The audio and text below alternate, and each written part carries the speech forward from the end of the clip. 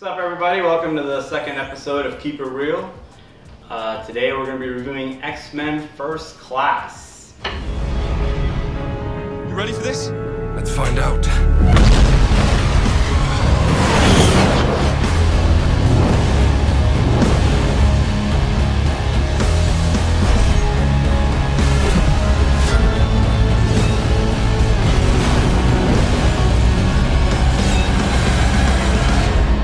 Director Matthew Vaughn came back.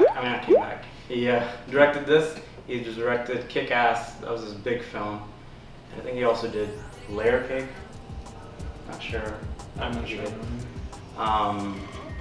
The movie is just what it says. It's about the formation of the first class of the original X-Men.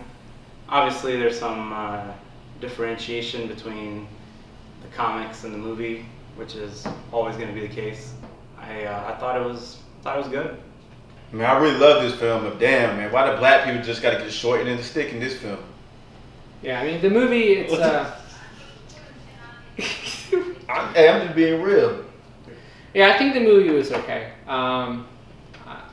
It's definitely on par with me with the second X-Men movie, which I thought was one of the better ones out of the last three ones. I agree. So in that sense, I think it was a very good X-Men movie. But I'm not a big fan of comic movies, so maybe my opinion on this is not the best. In my own opinion, I actually think that this is actually probably the second best in the whole entire X-Men franchise. If this even Second best, so you think it's after X-Men 2? I say it's after X-Men 2. I thought you said okay. Well, initially, I forgot how good X-Men 2 was, but this film right here is, in my opinion, probably the best Marvel Comics movie. It's very emotional. But so you're saying X-Men 2 is a Marvel comic? So second cut best that, Marvel cut that, scrap that. I'm not gonna get cut. No, cut That's gonna that. be in there. No, cut that. Han, say something. You know, when I went into going to this movie, I thought it was going to be a story mostly about Professor Xavier, Charles Xavier, if you will. And honestly, I feel like it was more of a Magneto movie than anything else. Well, the film really did focus on Magneto in this film a lot. Probably because he's a villain, and villains are just more interesting to.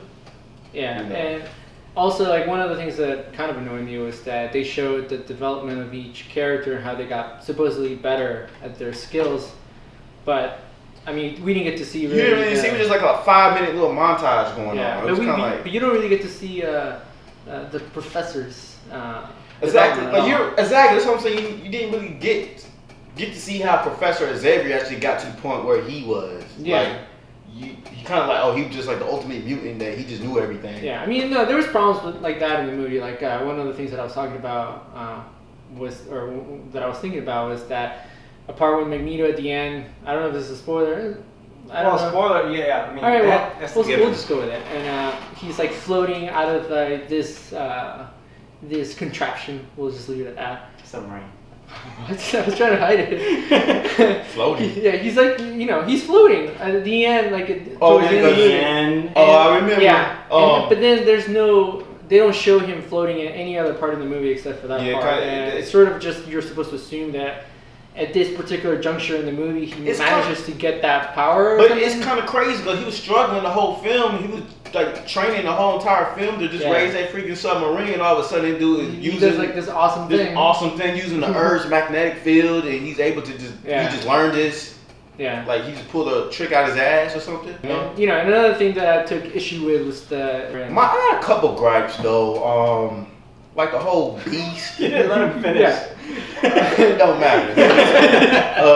He's just keeping it real. Like I'm just keeping it real. Like Beast, man. What was up with Beast in the whole time? I didn't like the way he looked. He looked weird. He looked like a cat. Yeah, a retired werewolf. I like the way he looked, but I don't like the way they executed. I mean, yeah. If they executed it right, I think he would look okay. But he looked too CGI-ish or too weird. No, he looked non-CGI. He looked like he was a puppet to me. Like they couldn't move his mouth. Yeah, that. Almost animatronics, but really crappy. See, when I think of X-Men, when I think of Beast, I think of Beast, not a freaking teddy bear. Like, he looked like a freaking teddy bear in that film.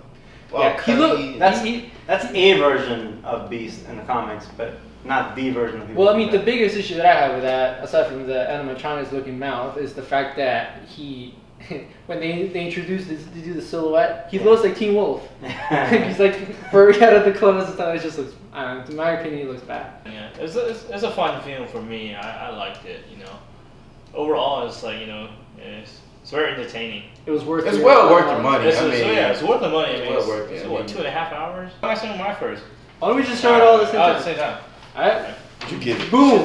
I give it a 6.5. Oh, we're not all showing it at the same time? No, you saw it. Sure. Yeah. I give it an 8. I give it a 6. I give it 8.5 because I'm nice. Not because you liked it? No, I like that. So if you guys want to watch a more in-depth review, make sure you click on the link somewhere over here, and we'll talk about it some more. And anything else? No, I mean, just keep it real. The link will be right. Just keep it real. Here. All right, guys. Oh yeah, join us next week for the review on Super 8, which this guy won't be here for. Sorry. Can't afford it.